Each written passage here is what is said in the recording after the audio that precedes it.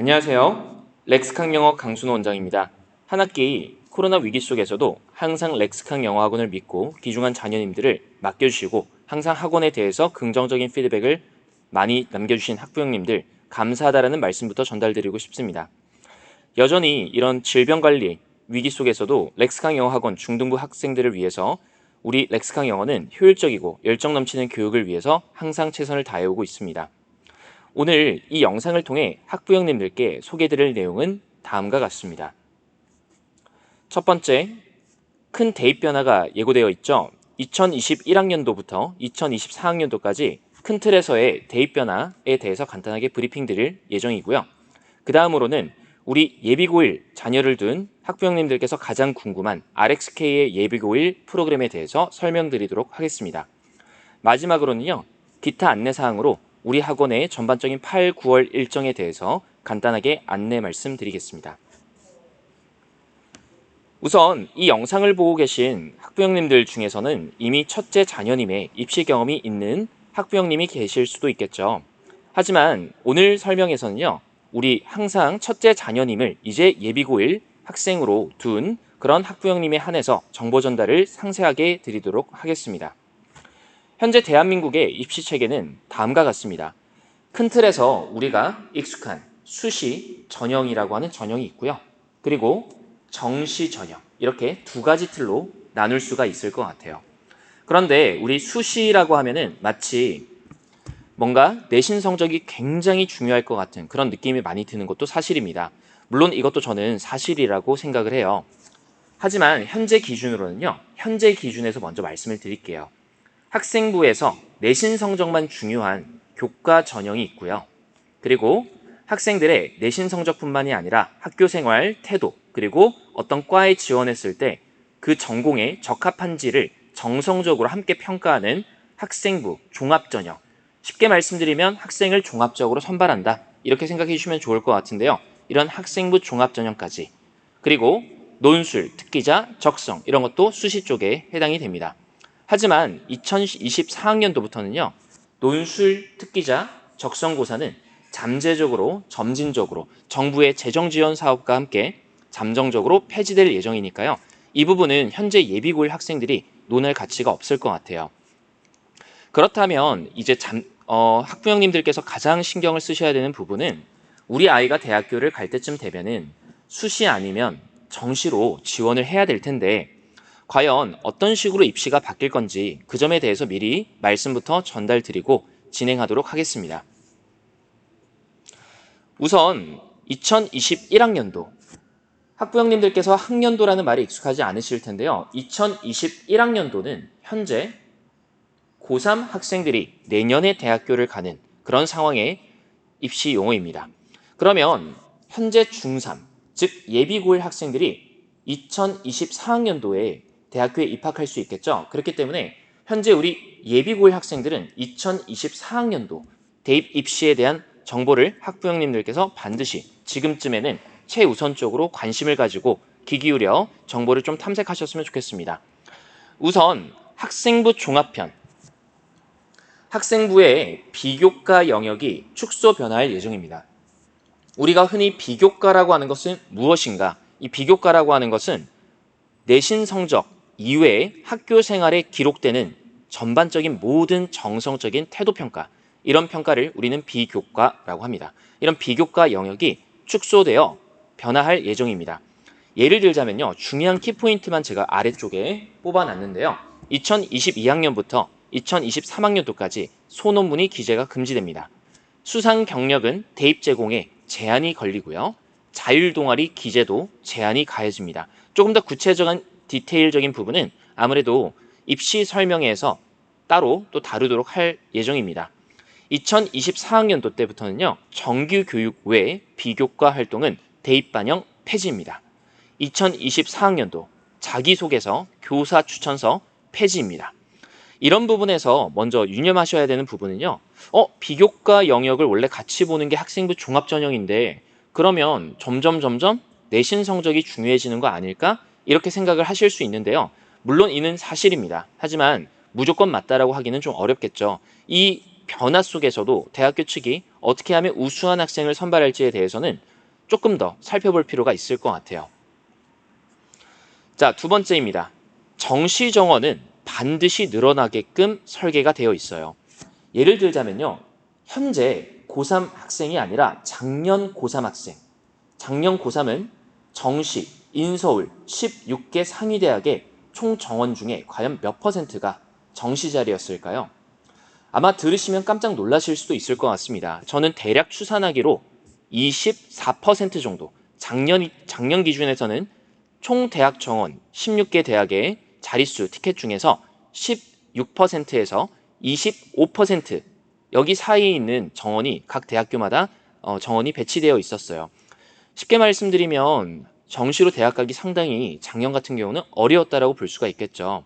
하지만 이 학생부 종합전형에 대해서 축소하기를 원하는 이 정부의 방침에 따라서 2022학년도부터 2023학년도 상위 16개 대학 수능 정원은 40% 정원이 권고된 상황입니다. 자, 쉽게 말씀드리면 권고라고 하지만 이 권고라고 하는 건 대학교가 안 따르면 그만 아니야? 라고 생각을 하시겠지만요. 정부의 재정 지원 사업이랑 같이 결부되어 있기 때문에 대학교 측에서는 아무래도 정부에서 1년에 몇십억, 많게는 몇백억의 지원 사업을 받으려면은 반드시 이런 정원의 40%까지는 정부의 어떤 부탁을, 권고를 받아들일 수밖에 없는 거죠.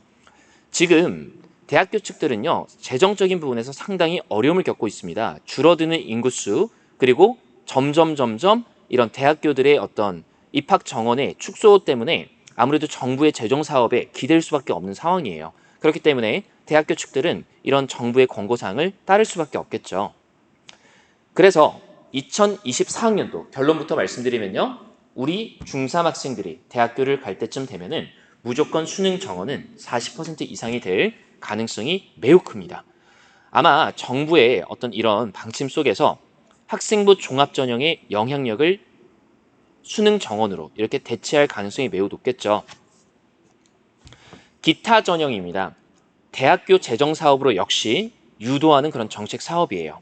제가 아까도 언급드렸다시피 2021학년도 논술 특기자 전형 폐지가 잠정적으로 예정되어 있고요. 2021학년도부터 사회자, 사회배려자, 지역균형 선발 반드시 10%씩 권고를 하게 됩니다. 자, 그러면 이제 최종 정리를 해드릴게요. 2024학년도 대입은 제가 생각할 때 이건 제 주관입니다만 대부분의 전문가들도 이에 아마 동의할 겁니다.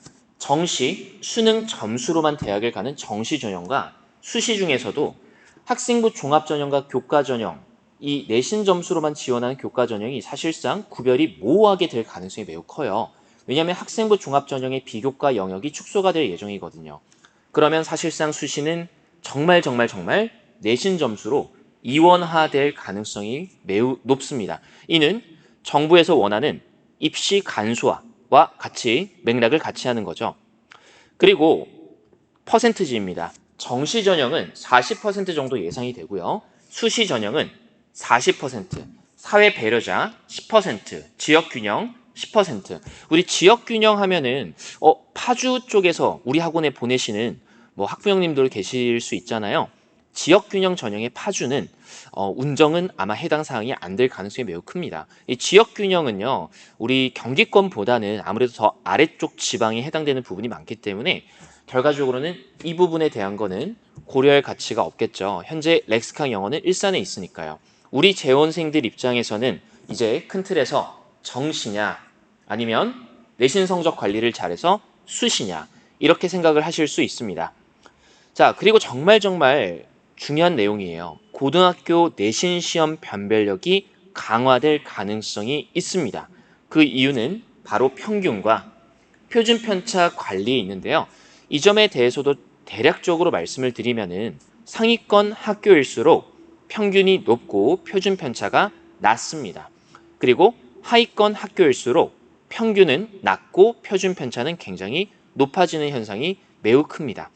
그렇기 때문에 이 고등학교 내신 시험에서 학교의 브랜딩을 하기 위해서 가장 중요한 관리는 저는 표준 편차 관리와 평균 관리라고 생각을 해요. 그런데 어떤 인문계 학교 입장에서는요, 이 평균과 표준 편차를 관리할 때요, 표준 편차 쪽에 조금 더 포커스를 많이 맞춰요. 표차가 너무 크면은 아무래도 수준이 떨어지는 학생들이 굉장히 많다라고 생각할 수 있기 때문에 시험 난이도를 어렵게 내면 70점 학생도 1등급 컷이 나올 수가 있거든요. 1등급, 2등급, 이 등급에 대한 부분도 반드시 좀 공부를 하셔야 될 텐데요. 등급은 상위 4%까지가 1등급, 4%부터 12%까지가 2등급, 12%부터 24%까지 3등급 이렇게 나누어집니다. 쉽게 말씀드리면 100명 중에 24등 안에 들어야 반드시 3등급을 받는 거죠. 그런데 제가 방금 말씀드렸다시피 일산 지역에서 굉장히 신기한 현상이 나타났습니다. 첫 중간고사 때요. 91점을 받은 학생이 첫 1학년 1학기 중간고사에서 과연 몇 등급을 받았을까요? 제가 특정 학교를 거론하기는 매우 힘든데요. 이 학교에서 91점이 4등급이 떴습니다. 이 4등급은요. 상위 24% 이후 등수가 되겠죠. 자, 91점이 4등급이라니 그럼 4등급이면 대학 못 가는 거 아니야? 이렇게 생각을 하실 수도 있는데요. 자, 그런데 정말 문제는 저희가 조사해본 바에 따르면 30점 이하자의 비중도 바로 30% 이상이 있었던 겁니다. 동일 시험에서 30점, 30%. 자, 이건 굉장히 좀 심각한 현상이에요. 30%는 우리 300명 중에서 90명이 지필고사에서 지금 30점이 안 나오고 있다는 거거든요. 자, 이 학교의 평균은 어떻게 될까요?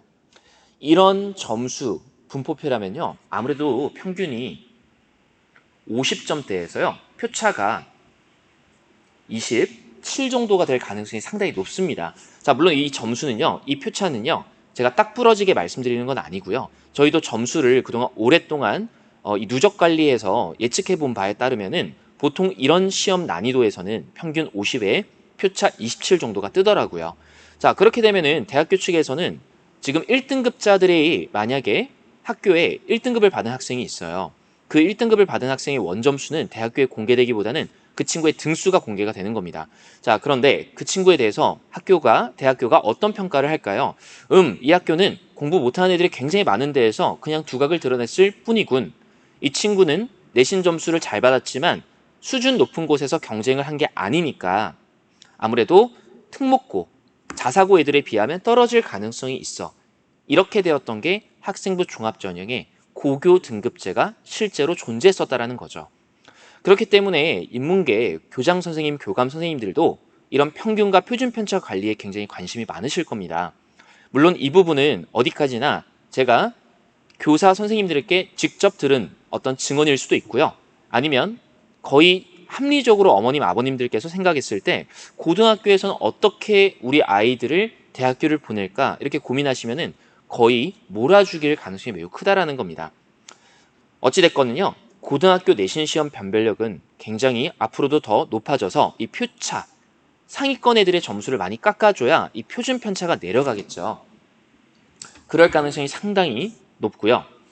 자, 이렇게 내신 성적만으로 수시를 뽑다 보면은 대부분 상위권 대학에서는요. 수능 최저 등급제를 유지할 가능성이 매우 큽니다. 이 수능 최저 등급제는 수시에 합격했더라도 반드시 수능에서 특정 과목들의 합산이 예를 들어 국영수 합 6 이내 이런 식으로 하면요. 국영수 반드시 2등급, 2등급, 2등급을 받아야 이 최저 등급제를 충족해서 수시에 합격해서 최종 합격이 되는 거죠. 조금 더 자세한 부분은 아무래도 이 영상만으로 다루기는 좀 힘들다 보니까 제가 10월 달에 입시 설명에서 좀 더 자세히 다뤄서 설명드릴 예정입니다. 그리고 하나가 더 중요합니다. 고교에 대해서 정보를 공개하지 않게 될 가능성이 매우 크겠죠. 그러면 수시 지원을 합격했다더라도 블라인드 면접 강화가 굉장히 가능성이 매우 높아요. 왜냐하면 아무래도 특목고와 인문계는 아무래도 똑같은 3등급이라 할지라도 수준차가 분명히 존재하겠죠.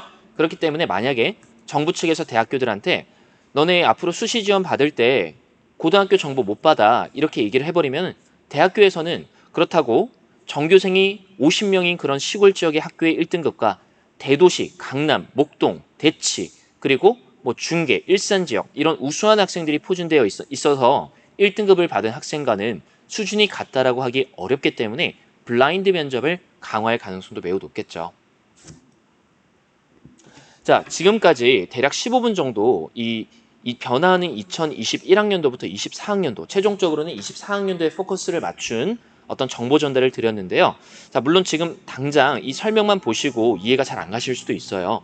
하지만 학부형님들께서 우리 아이 지금 정시 비중이 높아진다는데 특목고를 보내야 되나? 자사고를 보내야 되나? 아닌데 분명히 정시 전형이 높아져도 수시 전형 같은 경우는 교과 전형화가 될 가능성이 크기 때문에 자사고와 인문계 간의 격차가 매우 줄어들 수 있는데 그러면 어떻게 보면 내신 잘 받는 수시 전형이 유리한 거 아닐까? 이 부분에 대해서 굉장히 궁금해하시고 많은 정보 탐색이 지금 이루어지셔야 되는 시기입니다. 우리 렉스캉 영어는 이 점에 대해서 충분히 다 이미 인지를 하고 있고요. 자, 그렇기 때문에 2학기 때부터 예비 고1 프로그램을 어떻게 구성할지에 대해서 지금부터 설명을 드리도록 하겠습니다. 다음 영상 꼭 시청해 주세요.